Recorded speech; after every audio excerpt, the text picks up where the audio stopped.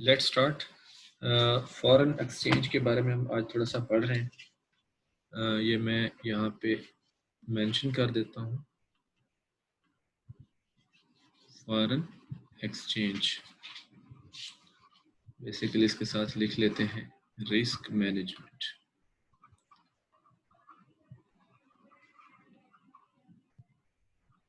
Foreign exchange risk management. जी, foreign exchange risk management की हम बात कर रहे थे, तो उसके लिए कुछ हमें चाहिए बेसिक्स के। बेसिक्स पे अगर आपकी ग्रिप होगी तो आगे आपके जितने भी कॉम्प्लेक्स न्यूमेरिकल्स होंगे या जो भी व्हाट्सएवर उनमें कॉम्प्लेक्सिटी होगी तो वो आपके लिए कोई मसला नहीं होगी। ठीक है, तो first of all exchange rate, ये आपको पता होना चाहिए ये है क्या। ये डेफिनेशन है एक्सचेंज रेट की। Exchange rate is the price of one currency in terms of other. Further इसको पढ़ते हैं आगे। Currencies are traded in the foreign exchange market. In the foreign exchange market, a currency is being bought and sold, and the price of that currency is given in in some other currency. That price is expressed as an exchange rate. अब हम इसकी थोड़ी सी example लिखते हैं। Basics के अंदर ये हमारा पहला पॉइंट है एक्सचेंज रेट। ठीक है, तो अब एक्सचेंज रेट के अंदर डेफिनेशन हमने लिखी और इसको पढ़ा कि भाई किसी भी जो है ना करेंसी की प्राइस किसी दूसरी करेंसी के अंदर जब हमें बताई जाती है तो हम उसे एक्सचेंज रेट कहते हैं। अब ये इसकी एग्जांपल लिख रहे हैं, एग्जांपल 1। अब आपने ये सारी चीजें गौर से देखनी है। ये जो लिखा हुआ है $1 is equal to ₹168 for example. ठीक है, अच्छा जी, अब इसमें हमें ये क्लियरली नजर आ रहा है कि $1 कितने रुपीस के बराबर है 168। तो आप ये डेफिनेशन को देखें। The exchange rate is the price of one currency in terms of other. यानी हम ये कह रहे हैं कि भाई $1 की जो प्राइस है दूसरी करेंसी के अंदर, दूसरी कंट्री की करेंसी के अंदर, वो क्या है, एक 168 के इक्वल। ठीक है, अच्छा देखें, अब इसका दूसरा वे मैं इसको ऐसे भी लिख सकता हूँ। ये देखिए PKR $।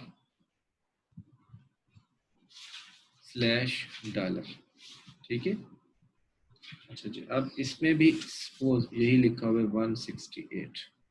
अब देखें ये PKR और $, इसको जिस तरह से पढ़ रहा हूँ। अब ये जो बेस है ना ये है, यानी ये बेसिकली ये है इक्वल टू 1, यानी $1 ये है। तो हम इसको ऐसे पढ़ सकते हैं कि $1 इज इक्वल टू 168। अब ये जहन में रहे, ये जो बेस है ना ये इक्वल टू 1 होगी और ऊपर जो है ना ये उसकी वैल्यू होगी या प्राइस, ये जहन में रखना है।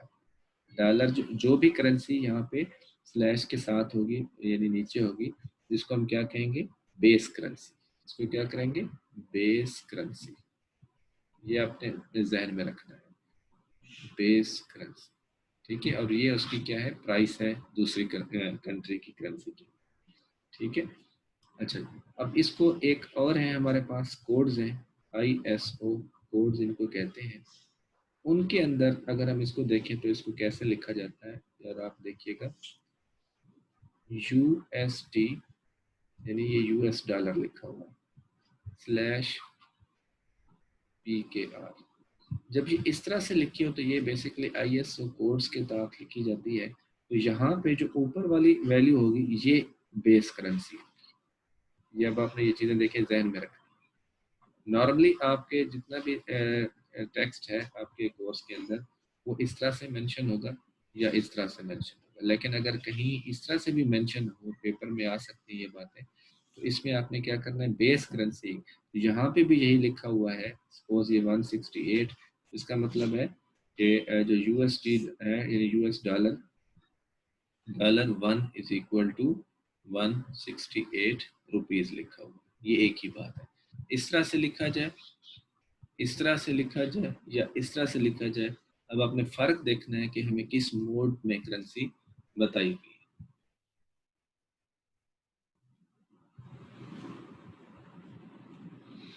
ठीक है, तो ये अब आपने ध्यान में रखना है, अगर ISO कोड के तहत दी गई है तो ये हमारे पास क्या होगी, बेस करेंसी।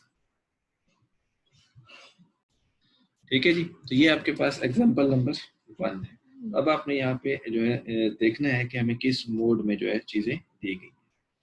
अब एग्जांपल 2 लिखते हैं यहाँ पे, या चले मैं यहाँ लिख लेता हूँ एग्जांपल 2। यहाँ पे लिखते हैं जी, ये लिखा हुआ है pound 1 is equal to PKR 219.1940। ठीक है। अब हम इसको कैसे कह सकते हैं, देखो ये पाउंड 1 है, ये क्या है पाउंड 1, तो हम इसको कह सकते हैं इस तरह से भी कि PKR, ये बेस करेंसी है। तो ये एक ही बात है कि अगर इस तरह से ये लिखा हुआ है,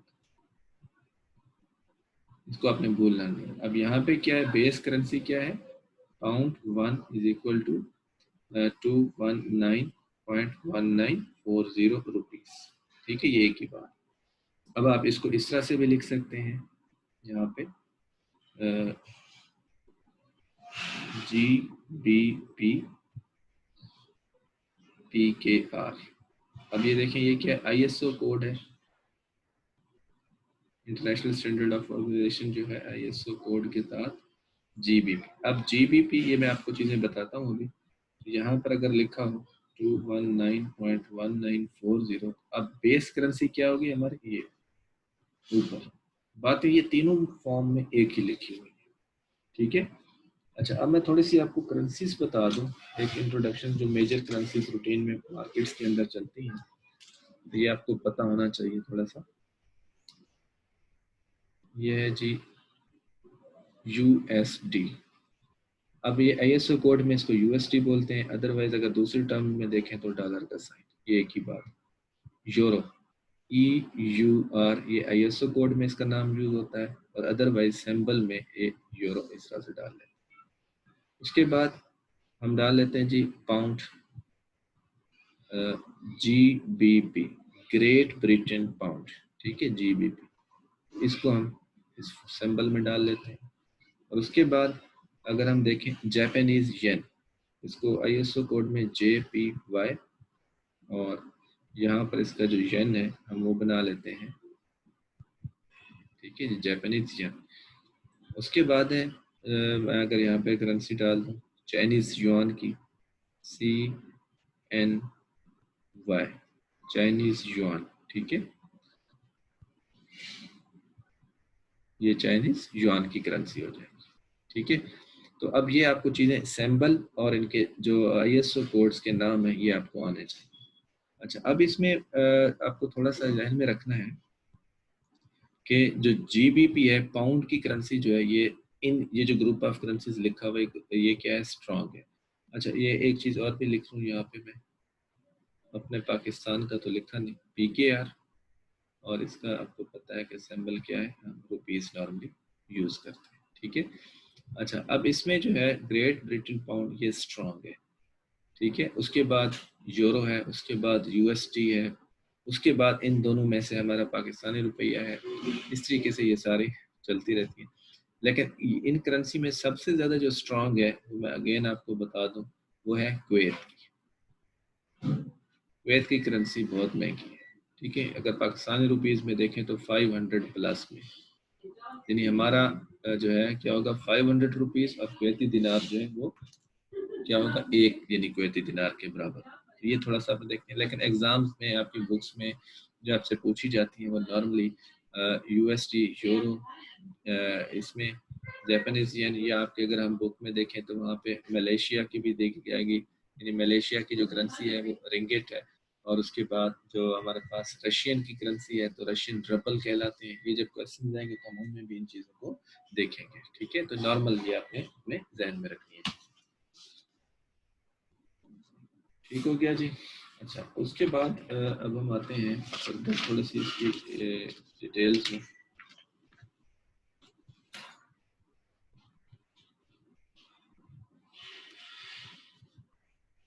अब आपने ये थोड़ा सा चीज़ों को देखना है। अब मैं आपको यहाँ पे कुछ चीज़ें लिख देता हूँ, तो आपने जो है इन चीज़ों को खुद से फिर एग्जांपल में करनी है। फॉर एग्जाम्पल मैं इसको 3 लिख देता हूँ। ये है Japanese yen 1 is equal to suppose rupees है 1.5611, ठीक है। अच्छा, अब इसके जो दूसरे मोड्स हैं वो क्या है, ये अब आपने खुद से करना है। आईएसओ कोड में कैसे लिख सकते हैं, इस कोड में कैसे लिख सकते हैं, ये अब आपने ज़रा खुद करनी है प्रैक्टिस। उसके बाद एग्जांपल 4 सेम इसी तरीके से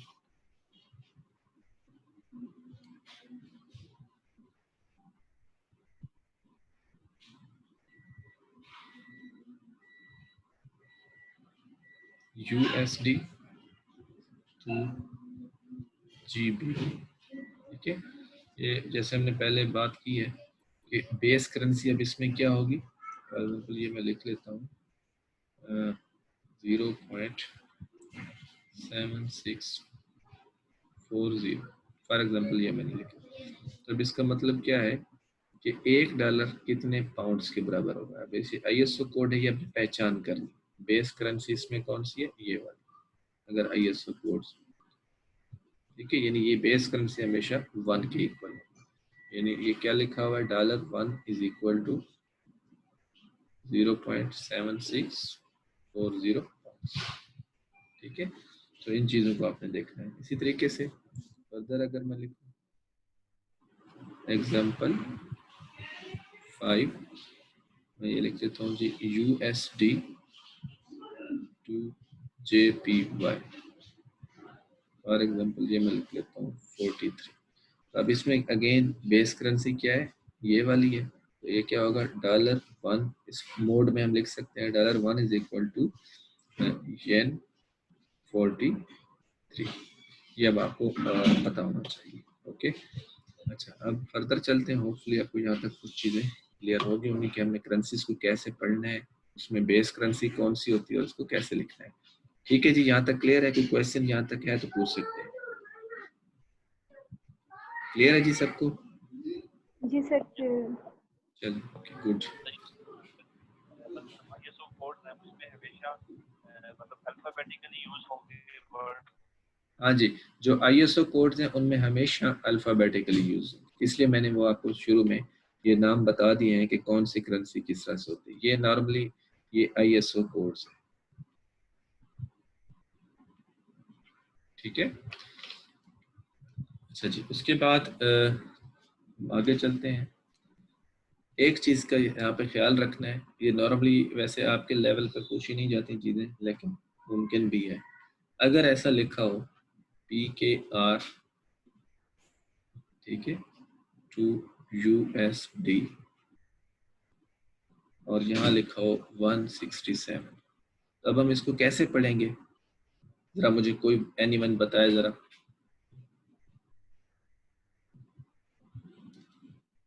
इसकी इंटरप्रिटेशन क्या होगी?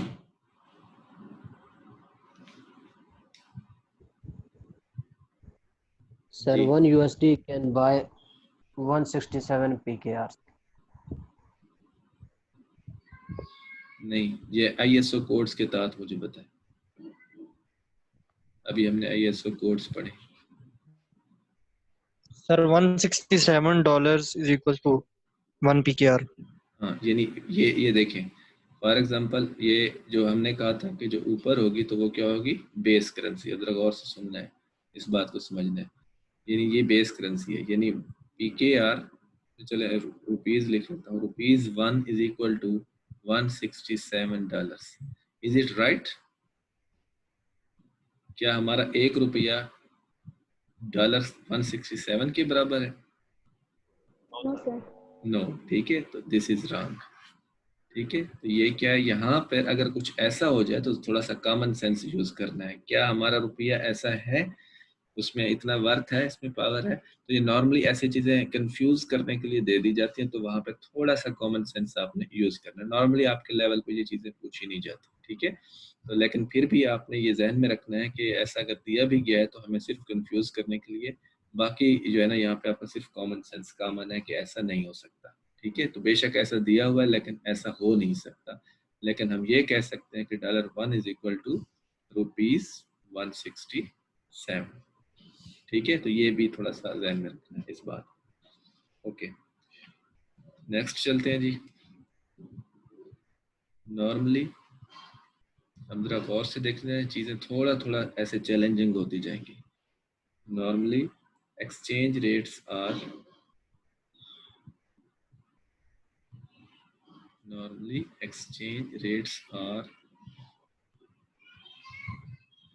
interpreted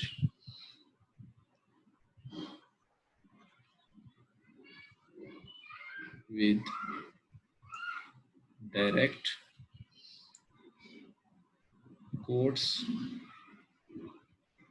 or indirect quotes ये बहुत इंपॉर्टेंट है, जो आपका चैप्टर 7 है उसके रिलेटेड। ठीक है, यानी डायरेक्ट और इनडायरेक्ट कोड्स। तो अगर मैं यहाँ पे लिख लूँ डायरेक्ट कोड्स ये क्या होती है, और इनडायरेक्ट कोड्स ये क्या होती है।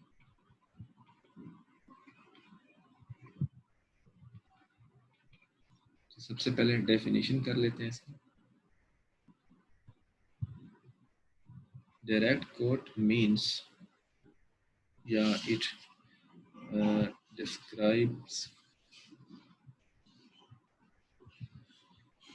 one unit of, गौर से देखना वर्डिंग को भी, one unit of foreign currency, one unit of foreign currency is worth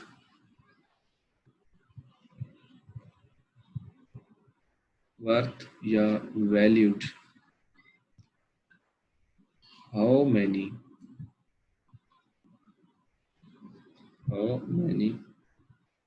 local or domestic currency, और how many domestic currency। अब देखो गौर से इसको देखना है आपको। One unit of foreign currency, अब भी आएंगे पाकिस्तानी फॉरेन करेंसी, अगर हम डॉलर को ले लें वन यूनिट, ठीक है, और फॉरेन करेंसी इज वर्थ या वैल्यूड हाउ मेनी लोकल और डोमेस्टिक करेंसी। तो हमारी लोकल और डोमेस्टिक करेंसी क्या है, रुपया है, तो 168।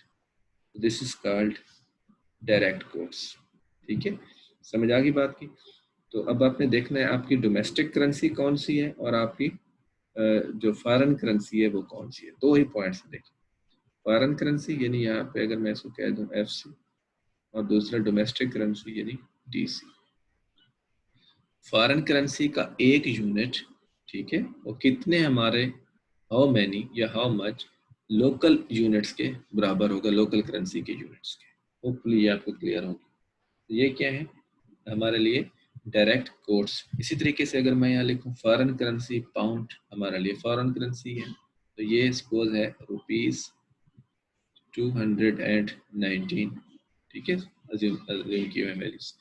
तो ये हमारे पास क्या है फॉरेन करेंसीज, इनके वन यूनिट हमारे डोमेस्टिक करेंसी के कितना इक्वल।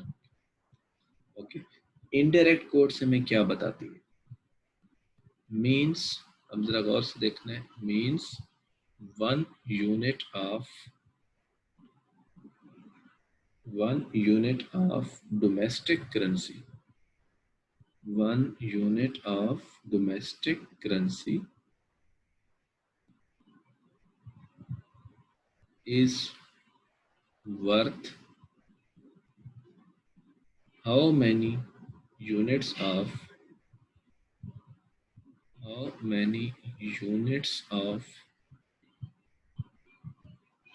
Foreign currency FC। ठीक है, FC stand for foreign currency. यानी अब यहाँ पर क्या है कि हमारा एक यूनिट हमारी लोकल करेंसी का फॉरेन करेंसी कितने के इक्वल है। यहाँ पे क्या था कि फॉरेन करेंसी हमारे यूनिट्स जो डोमेस्टिक करेंसी के यूनिट्स हैं उनके कितना इक्वल है। ठीक है, तो अब फॉर एग्जांपल अगर हम यहाँ पे बात करें, जैसे हमने यहाँ पर लिखा हुआ था $1 इज इक्वल टू ₹168। ठीक है, तो अब ₹1, ठीक है, देखें means one unit of domestic currency कितने जो है यूनिट्स ऑफ फॉरेन करेंसी के इक्वल है। सपोज हम डॉलर्स का कर लेते हैं। ठीक है, तो आपने यहाँ पे सिंपली क्या करना है, रेसिप्रोकल ले लेना है इसका, यानी आपने कैसे कर लेना है 1, ठीक है, डिवाइडेड बाय 168, 1 डिवाइडेड बाय 168। अगर आप इसे डिवाइड कर लें, ये देखें आपके पास क्या वैल्यू आ जाती है, यानी $0.00595। अब आप ये देख लें, ये आया आपका रुपीज। अब इसको कहते हैं इनडायरेक्ट कोड और इसको क्या कहते हैं, डायरेक्ट कोड। ठीक है, कोई कंफ्यूजन इसमें या क्लियर है? क्लियर है सर। हाँ जी बॉयज, क्लियर है सबको? कंफ्यूजन इसमें? बहुत इंपॉर्टेंट चीजें हैं, ये मैं आपको पहले बताता जा रहा हूँ। आगे आपसे ये जितने भी कम्प्लेक्स न्यूमेरिकल्स आएंगे उनमें ये सारी चीजें अप्लाई होना है। अच्छा सर, एक क्वेश्चन है, ये जो हमने डायरेक्ट कोटेशन ली है उसमें तो हमने मतलब $1 1 यूनिट दिया डॉलर का, वो 168 इक्वल था, और रुपीज में हमने सिर्फ 1 रुपये को हमने मतलब डॉलर को 0.1 लिया मतलब डॉलर का, सर उसको 1/168 कर दिया। समझ नहीं है मुझे आपकी बात की, जरा दोबारा क्वेश्चन करें। सर क्वेश्चन मेरा ये है कि जैसे डायरेक्ट कोटेशन में हमने $1 को कंपेयर किया है 168 के इक्वल है हमारा $1, तो जी जी। जो इनडायरेक्ट कोटेशन है हमारा जो 1 रुपीज है वो मतलब डॉलर के 100वें में से एक हिस्से के बराबर है, 1/168 हमने कर दिया। हाँ जी हाँ, वो इनडायरेक्ट हो जाएगा, यानी रेसिप्रोकल ले लेना। ठीक हो, दोनों बातों का सर यानी मतलब देखिए, मतलब भी डिफरेंट। मतलब ये है कि पहले आपने अपने, फॉर एग्जांपल आप बीएंगे पाकिस्तानी, आपका फॉर एग्जांपल बीएंगे पाकिस्तानी, अगर आप देखें कि $1, अब $1 अब आपका तो नहीं है, ये फॉरेन करेंसी है, ठीक है, कितने रुपीस के बराबर है। तो ये जब इस तरह से सोचेंगे मींस आप डायरेक्ट कोड्स देखेंगे इस तरह से, जब आपको इस तरह से नजर आए तो ये क्या होगी, डायरेक्ट कोड। अगर आपको नजर आए, ये देखना चाहें या आपको नजर आए कि आपकी करेंसी का यानी एक रुपया कितने डॉलर्स के बराबर है, तो ये क्या होगी, इनडायरेक्ट कोड। जब वर्डिंग को जरा गौर से देखें, आप इसको ट्रांसलेट करें, थोड़ा सा स्लोली पढ़ें तो आपको ये समझ आ जाएगी कि ये बात लिखी हुई क्या है। ठीक हो गया सर। ठीक है, चलें, गुड हो गया। अच्छा, ये अब हमारे पास जो हम पढ़ रहे थे, ये बेसिकली आपके पास जो पॉइंट था, पॉइंट नंबर 1 था। ये अगर आप देखें ना, जो हम पढ़ते आ रहे थे, यहाँ पे मैंने सर्कल किया था पॉइंट नंबर 1। अब हमारे पॉइंट नंबर 2 पे,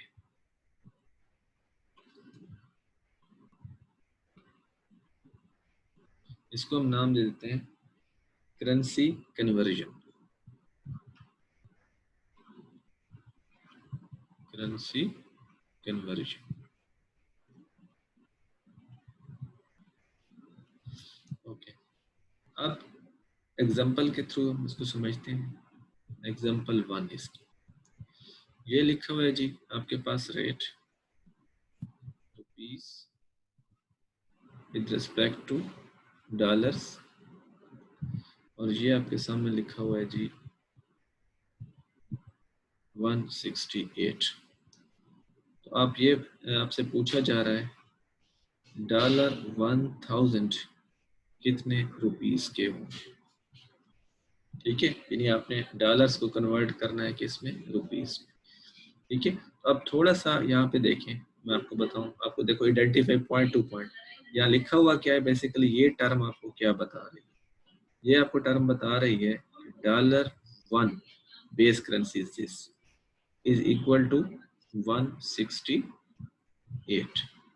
अब देखें, अब थोड़ा सा कॉमन सेंस लेने, अगर $1 168 का है तो $1000 क्या होंगे, क्या होना चाहिए यहाँ, $1000 इंटू 168 मल्टीप्लाई हमने कर दिया, ठीक है। तो अगर आप इसको मल्टीप्लाई करें तो ये कितना बन जाएगा,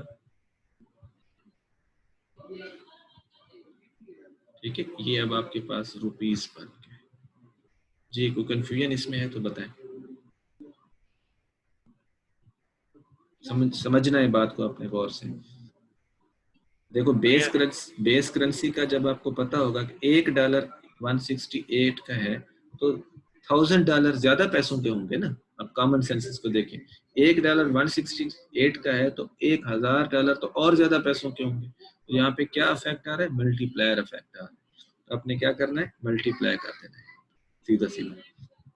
ठीक है, बेस करेंसी को आपने देखना है कौन सी, ये पहचान होनी चाहिए, ये वाली, ये इंपॉर्टेंट है कि आप कह यहाँ पे लिखा हुआ क्या है, आप कहना क्या चाह रहे हैं, इंटरप्रेट कैसे कर रहे हैं। ठीक है, चलें अब आप साथ एग्जांपल 2 पे आ जाते हैं। इसमें आपको देखते हैं क्या आप करते हैं। Rupees with respect to dollars, ये लिखा हुआ है जी 168, सेम वही हमने एग्जांपल। अब आपसे यहाँ पूछा जा रहा है ₹100,000 के कितने डॉलर्स आएंगे। ₹100,000 के कितने डॉलर्स आएंगे। अब आपने थोड़ा देखना है यहाँ पे क्या लिखा हुआ है, इंटरप्रिटेशन। यहाँ क्या लिखा हुआ है कि $1 इज इक्वल टू ₹168। अब जरा गौर से देखना है, ये क्या है? $1 इज इक्वल टू ₹168। अब हमारे पास तो रुपीस दिए हुए हैं, अब हमने क्या करना होगा? इसको कन्वर्ट करना होगा। हमें ये पता चले कि रुपीस एक कितने डॉलर का होता है, हमें ये इंफॉर्मेशन होनी चाहिए। तो हम यहाँ पर सिंपली क्या करेंगे, देखें, इनडायरेक्ट इसको बनाएंगे, क्योंकि ये डायरेक्ट है। हम क्या करेंगे? इनडायरेक्ट में आएंगे। तो उसके लिए पहले मैं यहाँ पे वर्किंग कर लेता हूँ। मैं यहाँ पे लिख लेता हूँ समझाने के लिए। $1 तो पता चलता है हमारे पास कि क्या है, कितने रुपीस के बराबर है। हमें क्या चाहिए कि ₹1 कितने डॉलर्स के बराबर है, पहले हमें ये देखना है। देखो इसको क्या करना है, रेसिप्रोकल इसका करना है। यानी ये मैं इन द बॉक्स को बना लेता हूँ वर्किंग की तरह, ताकि आपको कंफ्यूजन ना हो। तो 1 डिवाइडेड बाय 168, ये हमने पहले किया है सॉल्व उधर। क्या आंसर आ रहा था? 0.0059 एंड 5। तो हमें देखो इसको यहाँ पे भी हम कर सकते हैं, 1 डिवाइडेड बाय 168, तो ये हमारे पास आ गया 0.00595, ये हमारे पास आ गए डॉलर्स। यानी अब हमारे पास क्या रेट आ गया? ₹1 जो है वो कितने डॉलर्स के बराबर है? 0.00595। तो अब हमें क्या चाहिए? ₹1,00,000 के कितने डॉलर्स आएंगे। तो हम आप क्या कर सकते हैं, इसको मल्टीप्लाई कर सकते हैं। 1,00,000 मल्टीप्लाइड बाय 0.00595। अब अगर आप इसे मल्टीप्लाई करें तो आपके पास देखें क्या आंसर आता है। 100,000 मल्टीप्लाइड बाय 0.00595, ये आपके पास नॉर्मली बन जाता है जी $595। ये इसका क्या होगा? सोल्यूशन। अच्छा, अब इसको आप इस तरीके से भी कर सकते हैं। ये देखिए, जब आप एक्सपर्ट बनेंगे तो फिर आपसे ये हमने कहा जी 1 डिवाइडेड बाय 168, तो ये हमारे पास रेट आ जाएगा ना कि ₹1 में कितने डॉलर आते हैं। तो हम क्या करें, सीधा सीधा 1,00,000 ये 1,00,000 रुपीज से मल्टीप्लाई कर। फिर इसको आप ऐसे भी लिख सकते हैं, क्योंकि 1,00,000 मल्टीप्लाइड बाय, ये रुपीज है, जब आप इससे कन्वर्ट करेंगे, डिवीजन करेंगे, तो आपके पास रेट आ जाएगा कि ₹1 में कितने डॉलर आते हैं। तो फिर आप उससे क्या करना है, सीधा सीधा यहाँ पे 100,000 हो जाएगा। जरा देखिए 100,000 और डिवाइडेड बाय 168, तो फिर भी आपके पास क्या आ जाएगा? वही आंसर आ जाएगा।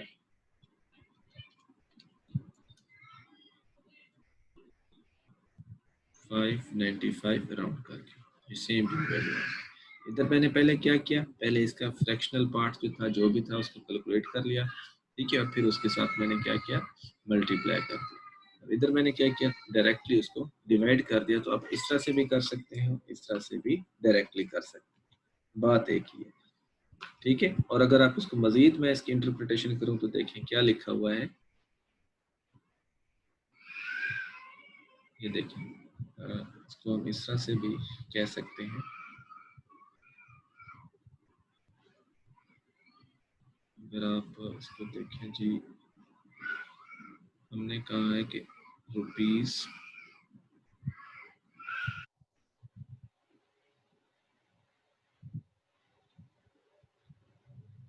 168 का क्या आता है हमारे पास,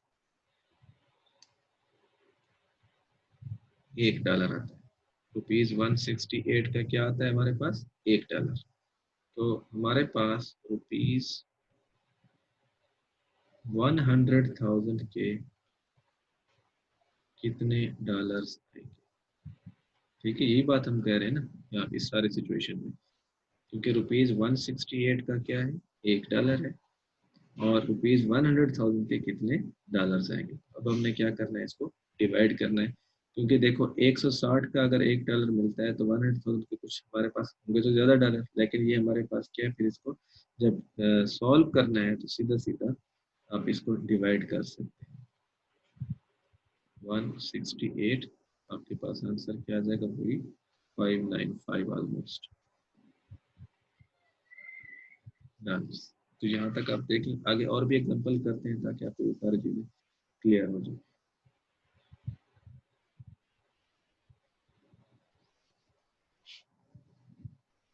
ये एक और एग्जांपल करते हैं, फिर आप जरा देखिएगा। बेस करेंसी का आपने ख्याल रखा। एग्जांपल 3,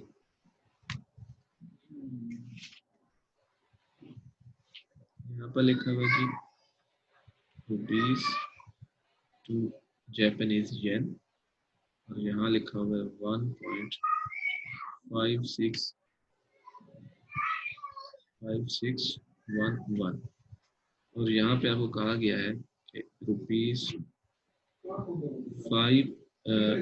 ये चले 50,000 या 500,000 के कितने येन आएंगे। ठीक है, तो आप सिंपली क्या करें, देखें बेस करेंसी क्या है आपके पास, येन है, और आपके पास यहाँ पे रुपीज है। जब इस तरह की सिचुएशन हो तो आप सिंपली क्या करें, डिवीजन करनी है आपको, मल्टीप्लिकेशन नहीं करनी। क्या करनी है, सिंपल सिंपल, अब हम इसको लेंथी नहीं करते, डिवीजन करनी। ठीक है, कैसे कि 5 लाख और इसका जो रेट है 1.5611, इस पर डिवाइड करेंगे, ऑटोमेटिकली आपके पास क्या आ जाएंगे, जापानीज येन आ जाएंगे। ठीक है, 500,000 डिवाइडेड बाय 1.5611, ये आपके पास आ जाएंगे येन 3,20,287, ये आपके पास क्या आ गए, येन। ठीक है, इसी तरीके से और भी एग्जांपल्स हैं, वो हम कर लेते हैं। ओके जी, हम बात कर रहे थे एग्जांपल 3 हमसे सॉल्व होगी। अब एग्जांपल 4 पे आप देखना है, थोड़ा सा आपने यहाँ पे पेशेंस रखना है और अपनी जहन में ये कुछ बातें जो टेक्निक्स हैं वो समेटते जाना है। फॉर एग्जांपल अब ये हमारे पास है जी यूरो, और ये हमारे पास पाउंड। ओके, यहाँ पर जी अब हमारे पास क्या लिखा हुआ है, 1.24 और 50। देखिए इस बात का मतलब क्या है, सबसे पहली बात बेस करेंसी कौन सी है, पाउंड से।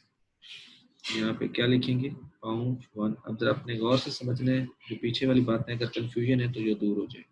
Pound 1 is equal to euro 1.2450, ये बात ये लिखेंगे।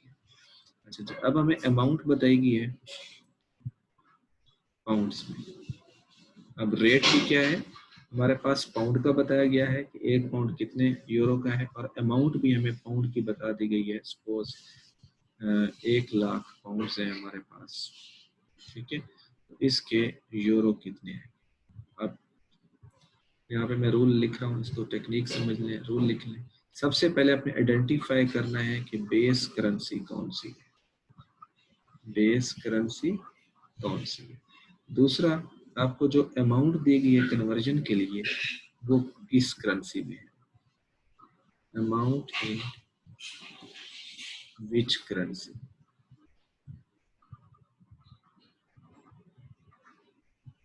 बेस, ठीक है या नहीं। अगर वो बेस करेंसी जो है उसी में दी गई है तो आपने सीधा सीधा क्या करना है, इफ यस तो आपने क्या करना है, मल्टीप्लाई कर देना, सीधा सीधा ये रूल बता रहा हूं। और अगर नो है तो फिर आपने क्या कर देना है, डिवाइड कर देना, सिंपल रूल। अब आप यहाँ पे देखें बेस करेंसी कौन सी है, पाउंड है, बेस करेंसी इज पाउंड और अमाउंट किस में है, पाउंड में। तो सिंपली क्या करें, मल्टीप्लाई करेंगे कि आपके पास यूरोस कितने बन जाएंगे, 1,00,000 मल्टीप्लाइड बाय 1.2450, ये आपके पास आ जाएगा जी 1,00,000 1.2450 1,24,000 और 500, यानी ये आपके पास यूरोस। रूल्स एंड में रखें बस, ये दो ही रूल्स, ठीक है। होपफुली आपको अब बाकी चीजें भी क्लियर हो जाएंगी। अभी एक और एग्जांपल करते हैं, इससे फिर आपको फर्दर क्लियरेंस हो जाएगी। एग्जांपल 5, पाउंड टू यूरो कर लेते हैं। Pound to euro is equal to 0.9540। अब इसमें देखिए बेस करेंसी कौन सी है, आपने ये पहचानना है। सॉरी, ये है जी हमारे पास base currency euro 1 is equal to how much, pound 0.9540 और अमाउंट हमें बताई गई है पाउंड्स में, दैट इज सपोज हम कह लेते हैं जी 5,000 पाउंड्स। तो हाउ मच यूरोस अगेन। अब देखें बेस करेंसी कौन सी है, यूरो, और अमाउंट किस में दी गई है, डिफरेंट करेंसी में। क्या करना होगा, डिवीजन। रूल्स को सामने रखें क्योंकि बेस करेंसी क्या है इसमें, सॉरी यूरो है, और बेस करेंसी अमाउंट जो दी गई है वो क्या है, बेस में नहीं है, यानी ये है। तो हम क्या कर रहे हैं, डिवाइड कर रहे हैं। तो सिंपली क्या करेंगे, 5,000 डिवाइडेड बाय 0.9540, ठीक है। ये आपके पास आंसर आ जाएगा फिर 5,000 डिवाइडेड बाय 0.9540, ये है जी आपके पास 5,240 यूरोस, ठीक है। ये देखिए ये आपके पास आंसर आ गया। ये आप टेक्निक्स के साथ आपको क्लियर होगी ये बात, कोई कंफ्यूजन है तो आप पूछ सकते हैं यहाँ पे। क्लियर है सर। हाँ जी, एनीवन एल्स, किसी को कोई क्वेश्चन प्रॉब्लम अगर आ रही हो तो। सर इसमें कॉन्सेप्ट ये रखना है कि जो बेस कंट्री होगी, बेस कंट्री होगी, तो उसकी जो वैल्यू हमसे पूछी जाएगी तो उसको हमने मल्टीप्लाई करना है, और जो दूसरी कंट्री होगी अगर वो दी जाएगी तो उसको बस ये आपके सामने है, ठीक है। ये रूल्स है, रूल ऑफ द गेम, ठीक है। इसको अपने ध्यान में रखें। अच्छा जी, ओके, आगे चलते हैं। अब पॉइंट नंबर 3, आज का हमारा लास्ट पॉइंट है, bid and ask rate. Bid and ask rate, ये क्या चीजें होती हैं, और ये सारी चीजें आने वाले न्यूमेरिकल्स में काम आने वाली, ठीक है। अच्छा जी, अब फॉर एग्जांपल मैं आपसे यहाँ पे बात करूँ, एज अ बिजनेसमैन आप हैं और आपको जो है डॉलर्स चाहिए तो आप क्या करेंगे, या पाउंड्स चाहिए तो आप क्या करेंगे, ठीक है। क्या करेंगे जी अगर आपको पाउंड्स चाहिए, फॉर एग्जांपल, कोई anyone answer, if you need. Sir अगर पाउंड चाहिए होंगे तो उसको रुपीस को पाउंड में कन्वर्ट कैसे कर लोगे, घर बैठ के क्या करोगे, करने बैठ मनी सर मैं एक्सचेंजर जो के पास जाएंगे। किधर जाओगे, ये पूछ रहा हूँ। सर मनी एक्सचेंजर के पास। के मनी एक्सचेंजर के पास, गुड। अच्छा, अब यहाँ पे जो है ना इसका प्रोसेस क्या है, ठीक है। आप मनी एक्सचेंजर के पास जाएंगे या बैंक के पास जाएंगे,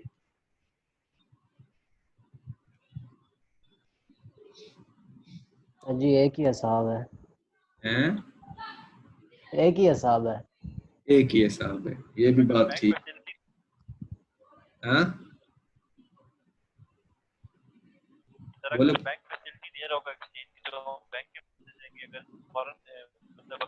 फैसिलिटी नहीं देगा तो हम ठीक है, ओके ओके। अच्छा अब जरा देखें इसको रेगुलेट किस तरह से किया जाता है। जो फॉरेन एक्सचेंज मार्केट होती है, ये आपको देखो बेसिक्स कुछ पता होना चाहिए। फॉरेन एक्सचेंज मार्केट, ठीक है, ये किस तरीके से रेगुलेट होती है। स्टेट बैंक ऑफ पाकिस्तान समझ लें, ठीक है। स्टेट बैंक ऑफ पाकिस्तान ये क्या करती है, अपॉइंट करती है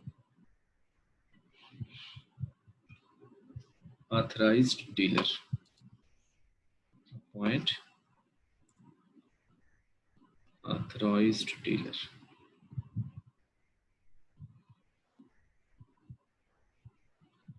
किस लिए, टू बाय और सेल करेंसी। स्टेट बैंक मैंने लिखते हैं, यानी बेसिकली सेंट्रल बैंक जो भी होगा, ठीक है। यहाँ पे लिख लेते हैं जी सेंट्रल बैंक, हमारे यहाँ तो एक ही है। अच्छा जी, अब ये जो डीलर्स हैं, ये अथराइज डीलर का मतलब ये नहीं है कि जस्ट मैं मनी एक्सचेंज जो है उनकी बात कर रहा हूँ, बल्कि इसमें जनरली बैंक भी शामिल है, ठीक है। अच्छा अब ये लोग क्या करते हैं, दे प्रोवाइड, यानी डीलर्स जो है, अब ये डीलर्स की रेफरेंस से बात हो रही है, दे प्रोवाइड यानी codes, what it means, bid and ask rate, bid and ask rate for a pair of currency, for a pair of currency, ठीक है। लाइक हम कहते हैं जी Pakistani rupees to dollar pair of currency, क्या इनके rates हैं, बिड एंड आस्क, ये चीज़ें क्या हैं। और उसके बाद इसी तरीके से हम कहें जी पाउंड और डॉलर का क्या रेट है, एटसेट्रा, ठीक है, बिड एंड आस्क रेट्स। अच्छा जी, अब हम बात करते हैं जी फर्दर आगे। तो ये है जी कोट, एक एग्जांपल के तौर पर कोट ले लें। किसी एक अथराइज डीलर ने, वो जो भी अथराइज डीलर था, तो नॉर्मली मैं उससे बैंक की बात करता हूँ। अब हमारा जितना भी हम ये कोर्स पढ़ेंगे, बैंक नॉर्मली हम बात करेंगे जो डीलर, ठीक है। तो बैंक के पास मैं गया, मैंने उससे पूछा कि मैंने डॉलर्स या पाउंड्स मैंने पाउंड्स खरीदने हैं, तो मुझे पाउंड का रेट चाहिए, ठीक है। तो उसने कोट लिखी हुई थी या उसके पास मौजूद थी, बिड एंड पास, ठीक है। बिड जो है फॉर एग्जांपल लिखी हुई थी, ये विद रिस्पेक्ट टू पाउंड हम बात करें 219, और आस्क में लिखा हुआ था 219.50, ठीक है। ये बिड है और ये आस्क है। अच्छा बैंक में नॉर्मली जो काम होता है, ये ओवर द काउंटर ट्रेड होती है, इसे क्या कहते हैं, OTC, over the counter trade, over the counter trade. आप गए हैं, चीज़ खरीद ली, चीज़ बेच दी, जो भी आपने काम किया, ओवर द काउंटर, ठीक है। अच्छा जी, अब ये जो बिड है, ये बिड क्या चीज़ है, basically the rate at which bank purchase currency, bank purchase currency from, investor कह लें, कस्टमर कह लें, इसे कोई भी आप नाम दें, ठीक है। और आस्क रेट क्या होगा, the rate at which bank sell currency, ठीक है। दो सिंपल बातें हैं, आपने बैंक के पॉइंट ऑफ व्यू से देखना है। देखो उलट बातें हो जाएंगी, यानी बैंक बाय कर रहा होगा तो आप बेच रहे होंगे, ठीक है। तो इसलिए आपने ये ख्याल रखना है। नॉर्मली हम अपने एक सीक्वेंस में कह देते हैं जी, बिड वो रेट होता है जिस पे खरीदा जाता है, और आस्क ये रेट होता है जिस पे बेचा जाता है। तो who is the buyer and who is the seller, ये आपने ध्यान में रखना है। ये किसके रेफरेंस से आपने सोचना होता है, बैंक के रेफरेंस से, कि बैंक बाय किस रेट पे करेगा और सेल किस रेट पे करेगा, और सेल किसके रेट पे करेगा, ये आप अपने ध्यान में रखें, बिड एंड आस्क रेट। ठीक है, और बीच में ये जो इनका डिफरेंस होता है, ये बेसिकली यहाँ पे लिख लें, डिफरेंस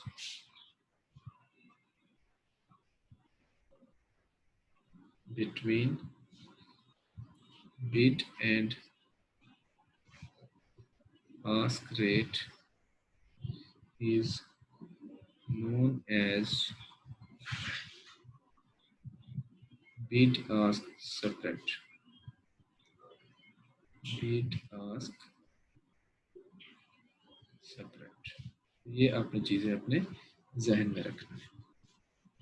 ठीक है, तो इसके लिए अब एक एग्जांपल मैं आपको करा दूं ताकि आपके जहन में ही बातें रह जाए, फिर हमारा आज का लेक्चर एंड। एग्जांपल 1, आपने एक कोट देखी जिसमें लिखा हुआ था rupees with respect to dollars 167 और 168.5। ये फ़र्क वैसे थोड़े से कम होते हैं, ये एक आध रुपये का, ये ज़्यादा लिखा हुआ है। ये बिड रेट है और ये आस्क रेट है। अब जरा देखिए, ए पाकिस्तानी फर्म या a Pakistani company wants to import from USA and payment of $50,000। आगे जी, how much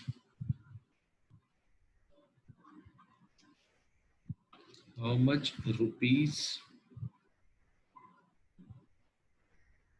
required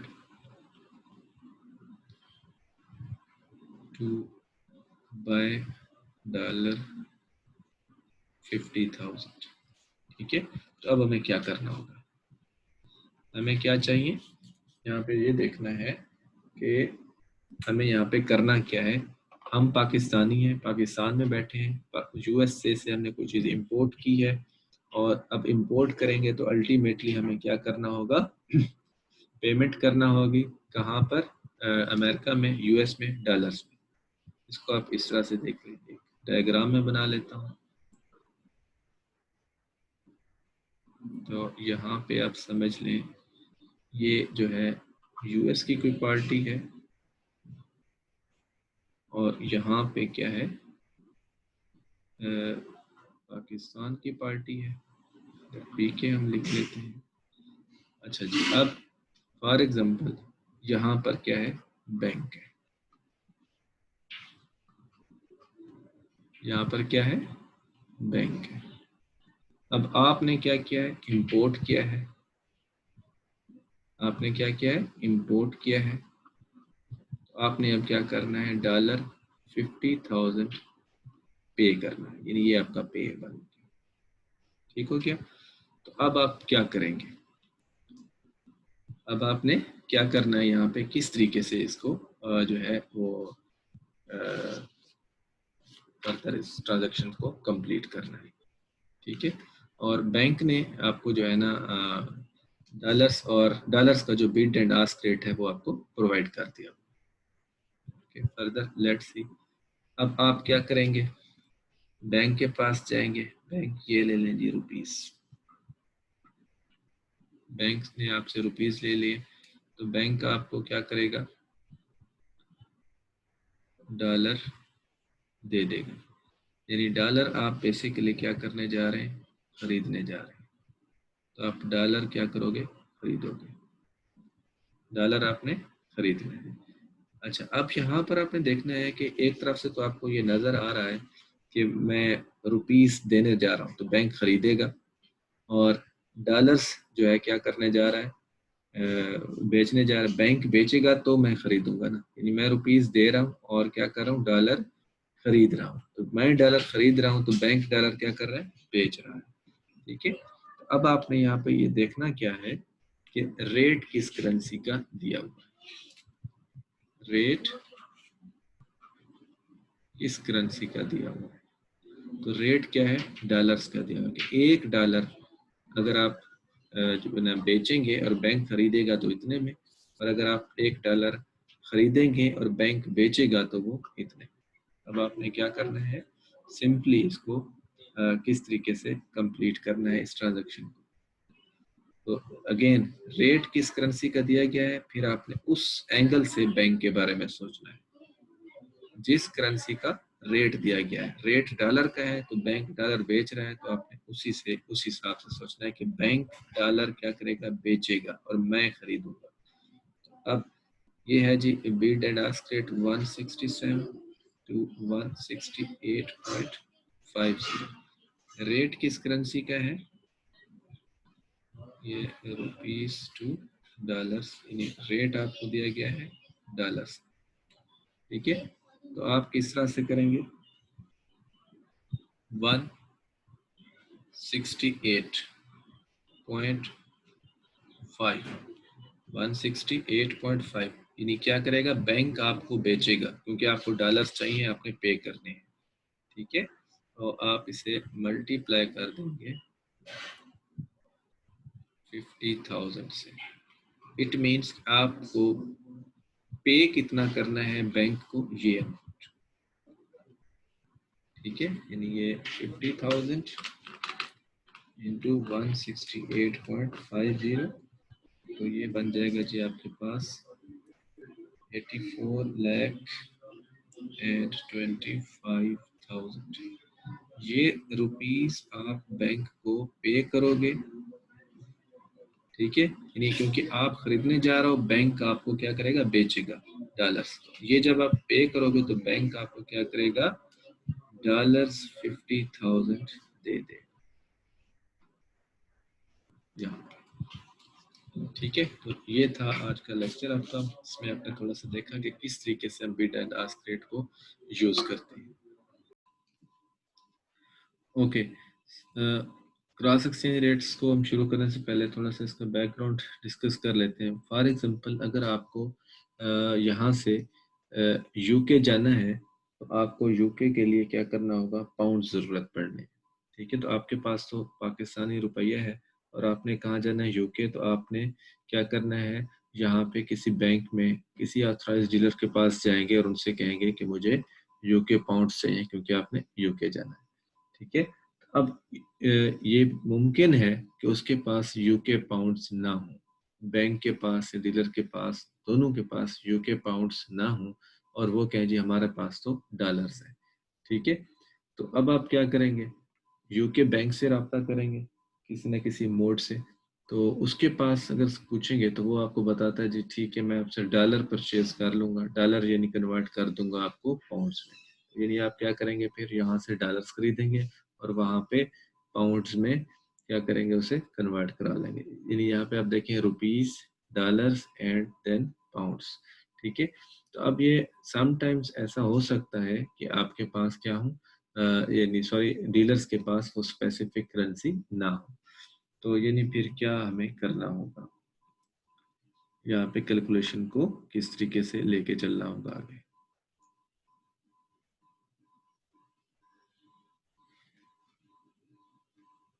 There is possibility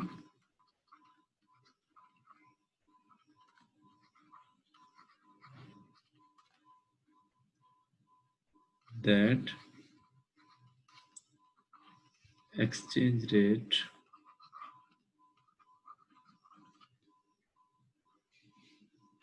of all currencies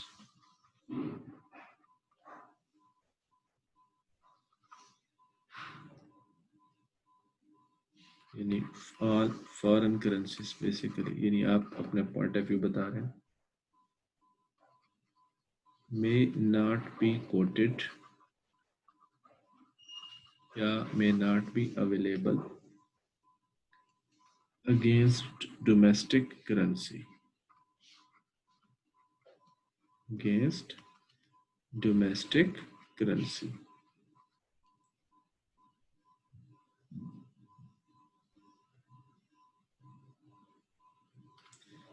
Then to solve this situation,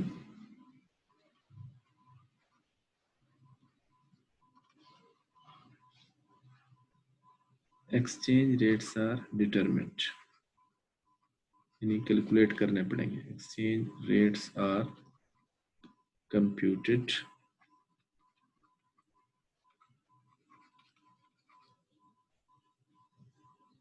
with cross multiplication, with cross multiplication.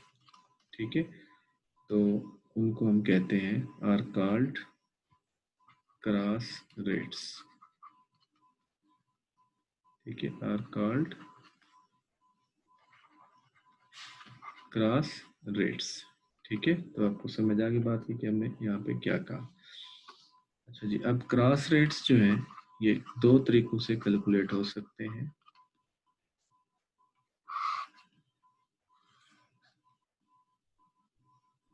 Cross rates without bid and ask rate, and then cross rates with bid and ask rate या bid and ask quote। ठीक है, तो अभी हमारा जो category 1 है या point 1 है वो क्या है, ये cross rate without bid and ask rate.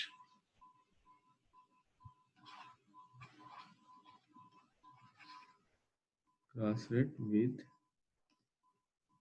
Without bid and ask rate.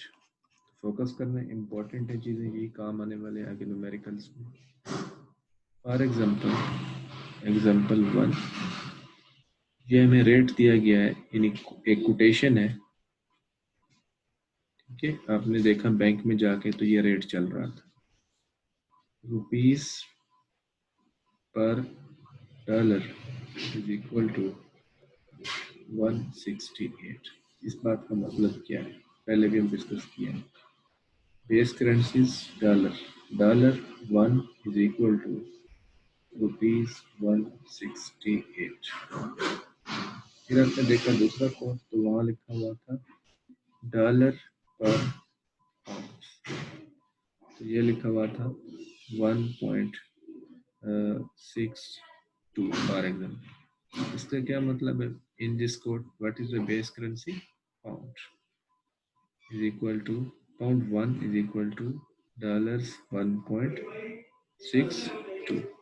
आपको क्या रिक्वायर्ड है, आप क्या चाह रहे हैं, आप ये जानना चाह रहे हैं कि रुपीस पर पाउंड कितना बनेगा, ये रेट क्या पॉसिबल है। यानी आप क्या जानना चाह रहे हैं कि 1 पाउंड, क्योंकि बेस करेंसी पाउंड है, 1 पाउंड कितने रुपीस में होगा, 1 पाउंड का रेट रुपीस में कितना होगा। ठीक है, तो ये आप जानना चाह रहे हैं। इसको हम कहते हैं क्रॉस रेट्स, क्योंकि यहाँ पर आपके सामने देख रहे हैं कि ये हमारी सिचुएशन है। अब आपने क्रॉस रेट्स को जब कैलकुलेट करना है, इसकी कुछ टिप्स एंड ट्रिक्स हैं क्रॉस रेट्स को फाइंड करने के लिए। अब देखें, जो भी करेंसी ऊपर है, ठीक है, तो उसको आपने देखना है कि हमें ये करेंसी ऊपर चाहिए। फॉर एग्जांपल ये आपके दरमियान ये कोट है रुपीस, तो अगर आप थोड़ा सा यहाँ देखें तो रुपीस यहाँ पे मैं ऊपर कोट्स में देखता हूँ, यही इन दो कोट से मैंने ये तीसरी निकालना है। तो ये लिखा हुआ है जी रुपीस पर डॉलर। अब ये डॉलर जो है ऊपर आना चाहिए, कटना चाहिए, तो मुझे ऐसी सिचुएशन चाहिए। मीन्स मल्टीप्लाई डॉलर्स पर पाउंड, ठीक है। और मैं भी यही चाहता हूँ ना, देखें रुपीस पर पाउंड। ये देखें डॉलर डॉलर से जब कटेगा तो क्या रह जाएगा बीच में, रुपीस और पाउंड्स, इनका रिलेशनशिप रह जाएगा क्रॉस मल्टीप्लिकेशन में, ठीक है। तो ये मुझे चाहिए। अच्छा, ये अब मैंने ये काटना जो है ये आपको समझाने के लिए ऐसा किया है, तो मुझे ये सिचुएशन चाहिए।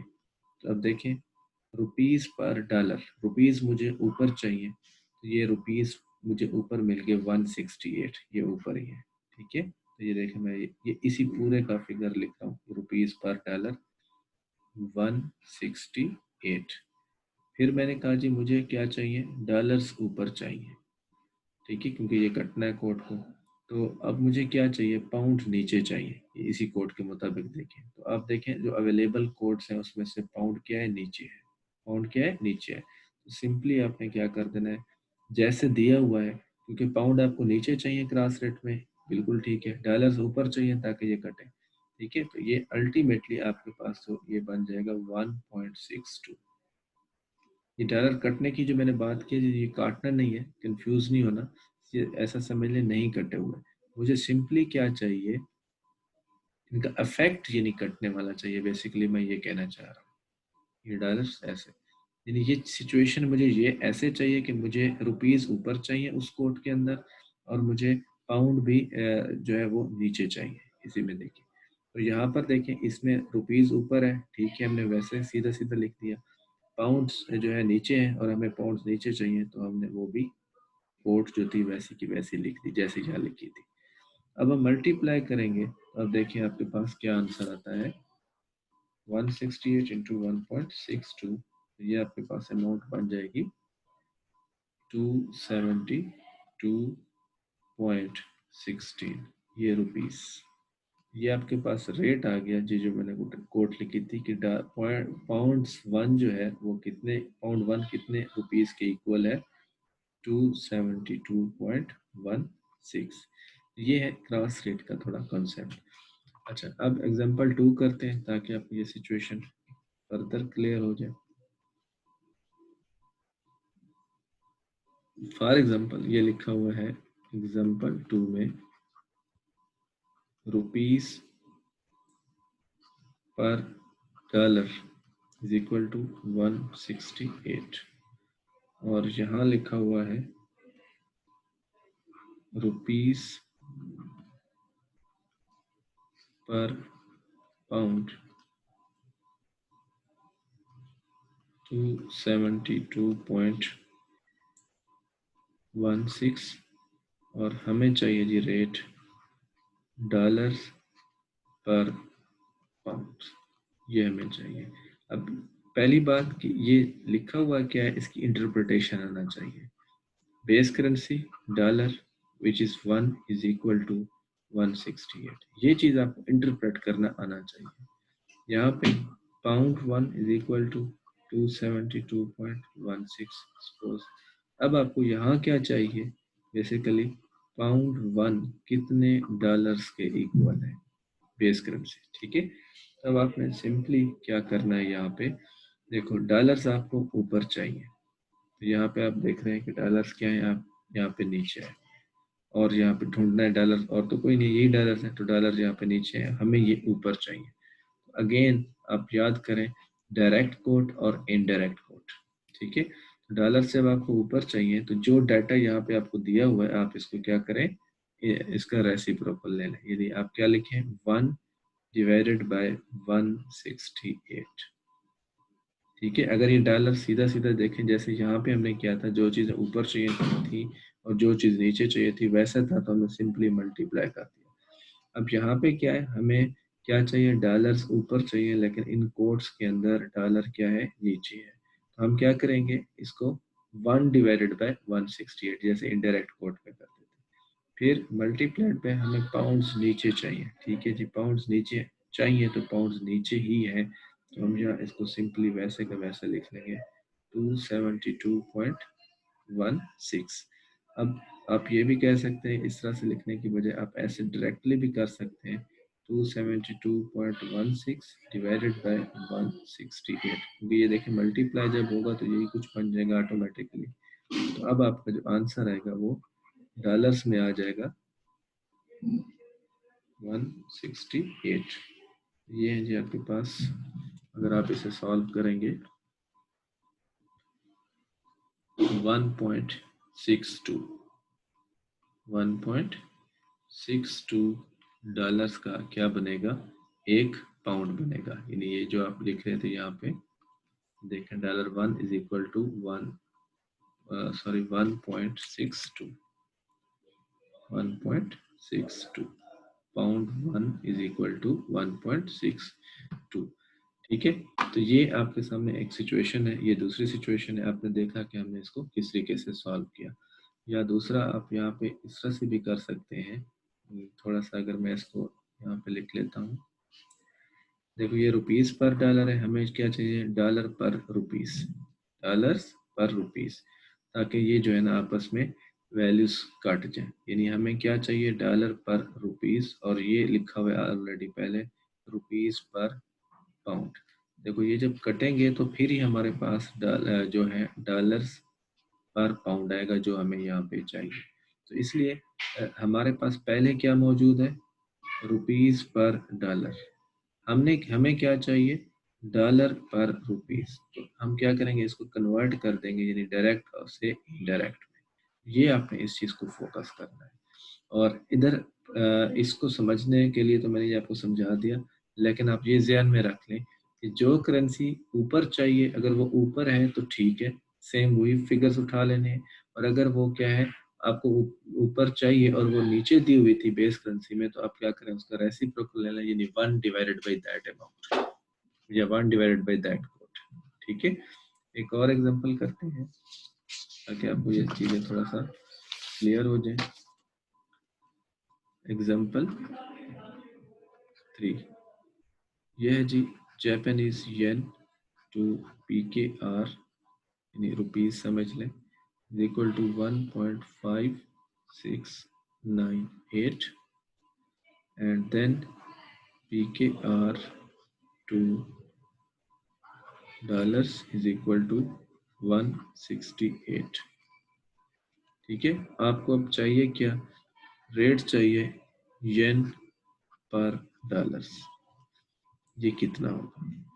ठीक है, अब आप देखें ऊपर आपको क्या चाहिए, येन चाहिए, तो आप देखें येन कोट्स में ढूंढें, हाँ जी येन ऊपर है, जो रिजल्ट है वही लिख 1.5698। उसके बाद डॉलर्स नीचे चाहिए, डॉलर्स नीचे हैं, सिंपली यही चीज आप यहाँ पे मल्टीप्लाई में लिख लें। जो चीज नीचे है चाहिए वो नीचे ही है, जो चीज ऊपर चाहिए वो ऊपर ही है। ठीक है, तो फिर आप क्या करेंगे, इसको इसी तरीके से मल्टीप्लाई कर देंगे। इसके कॉन्सेप्ट अगर आप देखना चाहें तो देखो, आपने लिखना है येन टू PKR और मल्टीप्लाइड बाय, क्रॉस मल्टीप्लाई करना है ना, PKR टू डॉलर्स।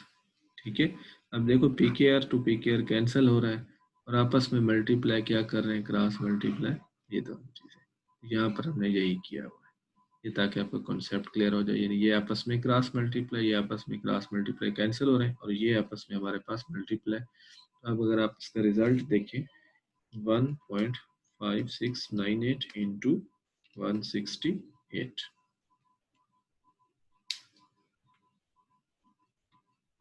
263 और 0.72 एंड 64। तो ये बेसिकली आंसर क्या आया कि $1 की base currency is equal to yen 263.7264। ठीक है, ये आंसर आ गया। मतलब इस चीज में अगर आप ना भी जाए तो कोई इशू नहीं, आपने सिर्फ ये कंसेप्ट रखना है ऊपर नीचे वाला, कि कौन सी करेंसी ऊपर देगी और कौन सी करेंसी नीचे चाहिए हमें। एग्जाम्पल 4, यह है जी हमारे पास yen to pounds 180.7525 उसके बाद yen to रुपीस मेंशन कर देता हूँ 1.5698 चाहिए क्या हमें रुपीस टू पर पाउंड। देखें हमें क्या चाहिए रुपीस ऊपर चाहिए रुपीस को ढूंढते हैं कोट में तो रुपीस नीचे है हम क्या करेंगे 1 divided by 1.5698 multiplied by pounds में क्या चाहिए नीचे चाहिए ये पाउंड्स नीचे ही है सेम वैल्यूज हम यहाँ पे लिख देंगे 180.7525 अगर आप इसको आपस में मल्टीप्लाई कर दें तो यही सिचुएशन बन जाएगी 7525 एंड 1.5698 तो इसे सॉल्व करते हैं आप तो आपके पास जो आंसर बन जाता है ₹115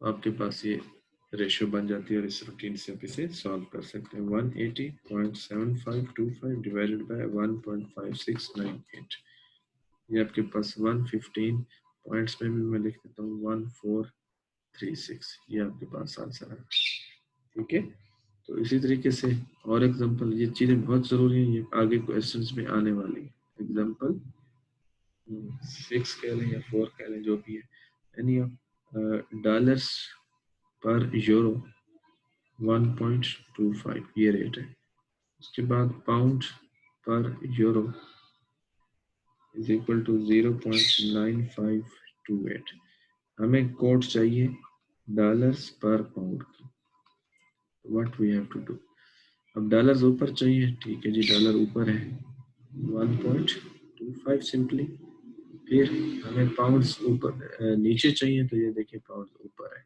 हमें फिर क्या करना होगा 1 डिवाइडेड बाय 0.9528 ठीक है तो आप यहाँ पे कर सकते हैं 1.25 डिवाइडेड बाय 0.9528 ये आपके पास आंसर आ जाएगा $1.3119 यानी pound 1 is equal to this rate के मुताबिक लास्ट एग्जांपल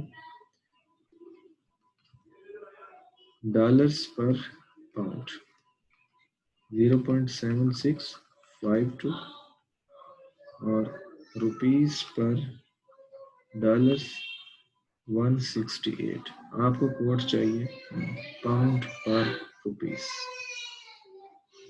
अब आप यहाँ पे देखें पाउंड्स आपको ऊपर चाहिए ढूंढ लेते हैं कोटेशन में पाउंड्स नीचे हैं तो क्या करना होगा 1 divided by 0.7652 multiplied by rupees आपको नीचे चाहिए वो रुपीस ऊपर है तो हमें फिर इसका भी क्या करना होगा डिवाइडेड बाय 168 ठीक है ऐसा भी हो सकता है तो अब आप क्या करेंगे 0.7652 मल्टीप्लाइड बाय 168 इनको मल्टीप्लाई करें यानी 1 डिवाइडेड बाय 128.5536 फर्दर आप इसका 1 डिवाइडेड बाय दैट आंसर करें तो आपके पास जो अमाउंट बन रही है 0.00778 अब ये क्या है पाउंड्स है क्योंकि ये क्या लिखा हुआ है कि 1 रुपए में कितने पाउंड्स मिलेंगे यानी ₹1 is equal to how much pound 0.00778 ये सारी सिचुएशन अब आपके सामने है कि किस तरीके से हमें क्रॉस रेट को कैलकुलेट करना है और उसकी क्या सिचुएशंस हो सकती है ओके अब ऐसा भी हो सकता है आपको ये रेट दे दिया जाए एक और एग्जांपल रुपीस पर डॉलर इज इक्वल टू 168 और यहाँ दे दिया जाए डॉलर्स पर यूरो इज इक्वल टू 1.20 और फिर दे दिया जाए यूरो पर पाउंड्स 1.30 और ये कहा जाए आप फाइंड करें रुपीज टू पाउंड रेट। यानी 3 कोटेशन से आपको और आपने इन तीनों से ये क्रॉस एक्सचेंज रेट कैलकुलेट करना है। ठीक है, तो अब आप यहाँ पे देख सकते हैं कि रुपीज आपको ऊपर चाहिए जी, ठीक है, रुपीज ऊपर दिए गए, पाउंड्स आपको नीचे चाहिए, ठीक है जी, पाउंड्स नीचे दे दिए गए हैं। तो आप कहते हैं जी इनको यूज कर लें, इसको इग्नोर कर दें। तो ऐसा नहीं करना, बल्कि इन तीनों को यूज करके ही आपने क्रॉस रेट निकालना है। फॉर एग्जाम्पल अगर आप देखें यहाँ पे रुपीज आपको ऊपर चाहिए तो ये ऊपर ही है, यानी आपके पास ये चीज आ गई रुपीज पर डॉलर। अब आपको क्या चाहिए, ध्यान में रखिए, क्रॉस करना है, कैंसिल करना है, तो डॉलर्स आपको ऊपर चाहिए। ये देखिए डॉलर्स ऊपर चाहिए तो ऊपर ही है, तो ये हमने लिख दिया। यूरो नीचे आ गया, अब हमें यूरो ऊपर चाहिए ताकि ये कैंसिल हो जाए, तो यहाँ पे यूरो डिवाइडेड बाय यूरो पर पाउंड्स। अब देखें ये आपस में कैंसिल और ये आपस में कैंसिल, तो हमारी कोड क्या बन गई रुपीज पर पाउंड। तो हमने इग्नोर नहीं करना बल्कि उन सारी चीज़ों को इन्वॉल्व करना है। अब हम इसको सॉल्व करते हैं। रुपीज हमें ऊपर चाहिए, बिल्कुल ऊपर है जी, ठीक है, ये आ गया जी 168 मल्टीप्लाइड बाय डॉलर्स पर यूरो, ये भी ऊपर ही है, सेम, यानी हमें जो चाहिए थे वैसे ही कोड है, तो ये भी वैसा ही लिख दिया जाएगा। उसके बाद यूरो पर पाउंड हमें चाहिए थे और कोड भी ऐसे ही है 1.30, तो हम सिंपली इनको क्या करते जाएंगे मल्टीप्लाइड बाय 168.1.20 इंटू 1.30, तो ये आपके पास आंसर बन गया जी 262.08 रुपीज। यानी बेस करेंसी क्योंकि पाउंड है, pound 1 is equal to rupees 262.08। ठीक है, एक और क्वेश्चन इसी तरह का, सपोज ये आपके पास है रुपीज पर डॉलर 168 और यहाँ पर है यूरो पर डॉलर, ये हम लिख लेते हैं जी, चलिए यहाँ से ही मैं इसको नोट कर लेता हूँ।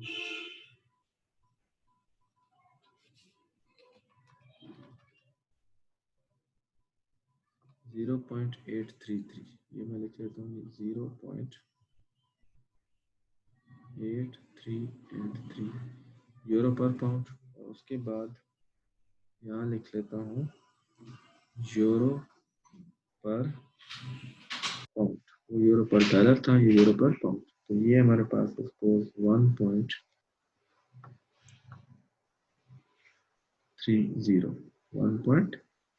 और अब आपको क्या कोड चाहिए रुपीज पर पाउंड्स, ये चाहिए रेट।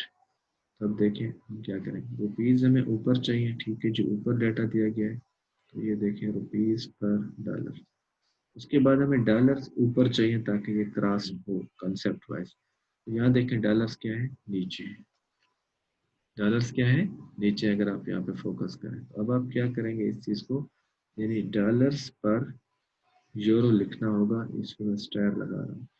उसके बाद आपको क्या चाहिए, पाउंड्स नीचे चाहिए, तो ठीक है पाउंड्स नीचे हैं, और ये भी देखें कि यूरो ऊपर चाहिए ताकि ये कैंसिल, ठीक है। अब रुपीज पर पाउंड जैसे दिए हुए हैं, ठीक दिए हुए हैं यहाँ पे 168, और यूरो पर पाउंड जो है वो भी ठीक दिए हुए हैं 1.30, लेकिन डॉलर्स पर यूरो नहीं दिए हुए बल्कि यूरो पर डॉलर दिए हुए। तो अब यहाँ पे क्या करना होगा 1 डिवाइडेड बाय 0.833 इनडायरेक्टली, ठीक है। तो अब आप देखें 168 मल्टीप्लाइड बाय 1.30, अगर हम ये सारे आपस में मल्टीप्लाई करें, और डिवाइडेड बाय क्या हो रहा है 0.8333, ठीक है। आप इसका आंसर अब कर सकते हैं 168 इंटू 1.30 एंड डिवाइडेड बाय 0.8333, आपके पास आंसर आ जाएगा कि 1 pound is equal to how much, rupees 262.08 08। ये आपका आंसर है। ठीक है जी। कॉन्सेप्ट यहाँ पे क्लियर है या कोई कंफ्यूजन है यहाँ पे जितने भी हमने क्वेश्चन किए हैं? लास्ट में ये कर लेते हैं, थोड़ा सा टाइम है। Cross rates with bid and ask rate, conceptual discussion भी हम करेंगे। फिलहाल आप ये देख लें। ये है जी रुपीस पर डॉलर। ये कोड दी हुई है जी आपको 168 बिड है और 169.50 आस्क, बिड एंड आस्क। उसके बाद डॉलर पर पाउंड आपको दिए गए हैं, तो वो है जी हमारे पास 1.3068 और 1.3072। और आपको चाहिए रुपीस पर पाउंड, रुपीस पर पाउंड। ठीक है, तो कंसेप्ट आपने वही रखना है जो हमने पहले कंसेप्ट लिया है।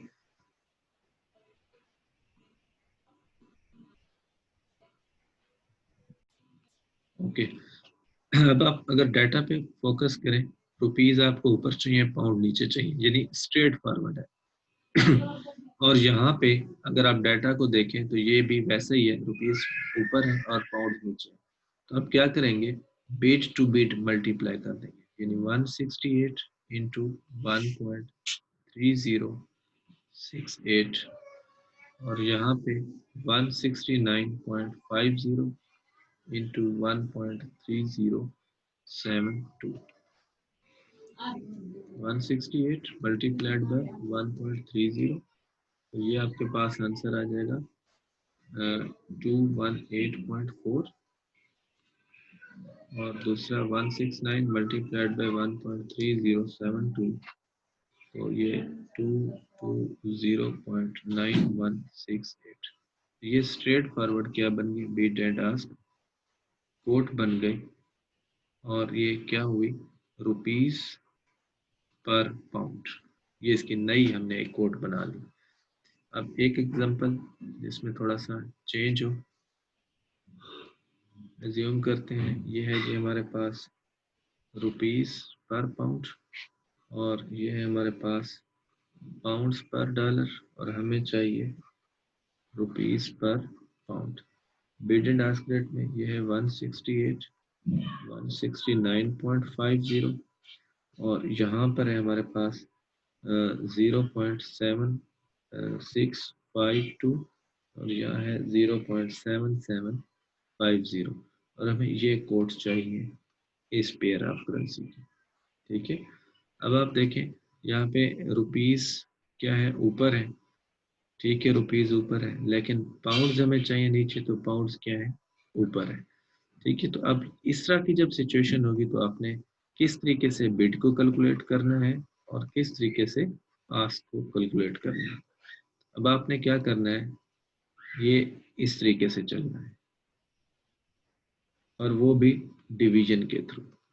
देखें, जब आपने ये फाइंड करना है बिड, तो आप क्या करेंगे, 168 डिवाइडेड बाय 0.7750 और सॉरी मल्टीप्लाइड ये, फिर यहाँ पे क्या करेंगे 169.50 डिवाइडेड बाय, ये हमारे पास ये डिफरेंस है जिसे डैश कहते हैं, माइनस नहीं, 0.76 एंड 52।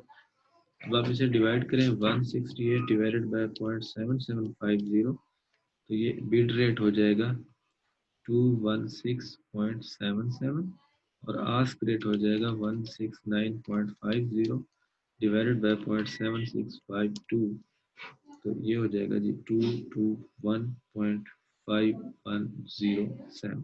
ठीक है, तो ये इस तरीके से bid and ask rate calculate होंगे जब ये एज पर रिक्वायर्ड नहीं होगा डाटा यहाँ पे जो ओरिजिनल कोड्स हमें दे दी गई। ठीक है, तो इसके बारे में अभी हमें फर्दर बात करनी है, नेक्स्ट इंशाल्लाह क्लास में करेंगे about cross rates with bid and ask rate. इसी कंसेप्चुअल डिस्कशन भी करेंगे, लेकिन ये क्योंकि हमने न्यूमेरिकल्स करने हैं तो उसमें शॉर्टकट वे हमें चाहिए होता है ताकि जल्दी से हमारे न्यूमेरिकल्स कंप्लीट हो जाए। तो उसमें हमारा फ्लो होगा वर्क का वो इसी तरीके से होगा। अगर स्ट्रेट फॉरवर्ड है तो मल्टीप्लाई कर देंगे सिंपली बिड टू बिड और आस्क टू आस्क। और अगर डिफरेंट है तो फिर हम क्या करेंगे, क्रॉस लेंगे और फिर डिवाइड करेंगे। दैट्स इट, ये आज का आपका लेक्चर था। Thank you very much.